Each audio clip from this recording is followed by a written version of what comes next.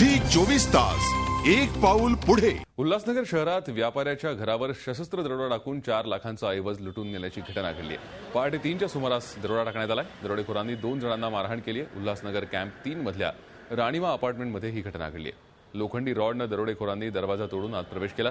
दरोडेखोरांच्या हातात बंदूक होती। सोनं, चांदी आणि रोकड लुटून नेल्यानंतर सर्वजण तवेरा गाडीतून फरार झाले। पहले भाभी के रूम में गए, मेरे जेठानी के रूम में, और वहाँ पहले मारपीट करने लगे और कुछ गोल्ड उन्होंने उतारा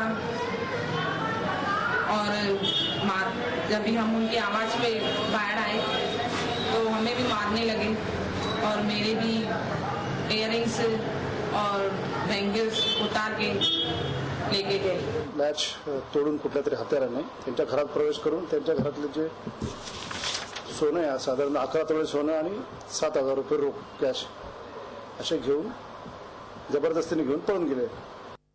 झी 24 तास एक पाऊल पुढे।